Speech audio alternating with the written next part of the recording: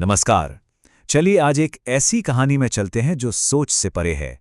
कृष्ण के 16,000 महलों की कहानी। सवाल सीधा सा है।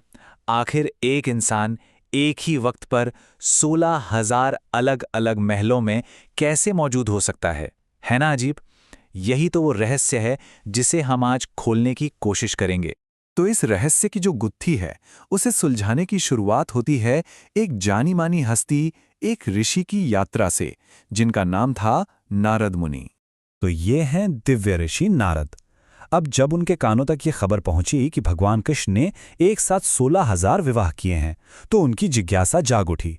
आखिर ये कैसे मुमकिन है? बस इसी सच को अपनी आंखों से देखने और समझने के लिए वो निकल पड़े द्वारका की तरफ। और नारद की ये यात्रा उन्हें एक ऐसी जगह ले आई जो सच में कल्पना से भी आगे थी।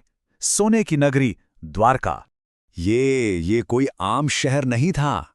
जरा सोचिए, 9 लाख शाही महल, स्फटिक और चांदी से बने हुए, और जहां देखो वहां बड़े बड़े पन्ना रत्न जड़े हुए, बाग बगीचे ऐसे कि चिड़ियों और भंवरों की आवाज गूंजती रहती थी, और झीलें खिले हुए कमलों से सजी थीं, मानो स्वर्ग का एक टुकड़ा जमीन पर आ गया हो। और इसी शानो शौकत के बीच में कहीं वो राज दफन था जिसे नारद ढूंढ रहे थे। तो नारद जी ने कृष्ण के उन 16,000 महलों में से एक में कदम रखा, और वहां उन्होंने जो देखा वो काफी हैरान करने वाला था। सोचिए जरा इस महल के अंदर का नजारा। स्तंभ हैं मूंगे के, जिन पर हीरे जवाहरात जड़े हैं, दीवारें नीलम की, और फर्श तो ऐसे चमक रहे थे जैसे उनमें हमेशा रोशनी रहती हो। हवा में भी एक महक थी, सुगंधित धूप की। ये सिर्फ एक महल नहीं था, ये तो जैसे दिव्यता का एक अनुभव था। और इस पूरी शान और शौकत के बीच नारद को एक बिल्कुल सरल घरेलू सा दृश्य दिखा। भगवान कृष्ण अपनी पत्नी रानी रुक्मिणी के साथ बैठे थे, और हजारों दासियां होने के बावजूद रुक्मिणी जी खुद उन्हें पंखा झल रही थीं। कहाँ इतनी भव्यता और कहाँ ये सादगी और प्रेम। कमाल का नजारा था। लेकिन अब यहां कुछ ऐसा हुआ जो बिल्कुल असाधारण था। कृष्ण, जो खुद ब्रह्मांड के स्वामी हैं, वो नारद को देखते ही अपने आसन से उठ खड़े हुए। उन्होंने अपना मुकुट पहना हुआ सर नारद के चरणों में झुकाया और उन्हें अपना आसन दे दिया। इतना ही नहीं, उनके पैर धोए और उस पानी को अपने सिर पर छिड़का। विनम्रता की इससे बड़ी मिसाल क्या होगी?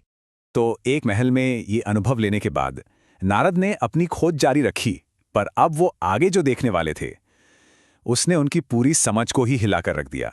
एक दूसरे महल में पहुंचे तो वहां कृष्ण अपनी पत्नी और दोस्त उद्धव के साथ आराम से पासा खेल रहे थे।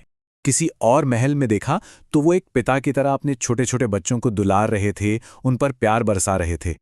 एक और महल में वो पूरी तरह से आध्यात्मिक थे, एक पवित्र अग्नि यज्ञ कर रहे थे। कहीं और वो एक राजा के रूप में दिखे, अपने मंत्रियों से राज्य के जरूरी मामलों पर सलाह मशवरा करते हुए। फिर एक महल में वो एक योद्धा थे, तलवार और ढाल के साथ अभ्यास करते हुए अपनी प्रजा की रक्षा के लिए तैयार। एक जगह ऐसी भी थी जहां वो बिल्कुल अकेले थे, शांत बैठे और परमात्मा का ध्यान कर रहे थे। और आखिर में एक महल में तो वो भेष बदलकर आम लोगों के बीच घूम रहे थे ताकि उनके मन की बात जान सकें। मतलब एक ही व्यक्ति एक ही समय पर इतने सारे अलग अलग रूपों में हर जगह। ये सब देखकर नारद का सिर चकरा गया। वो बिल्कुल चकित थे।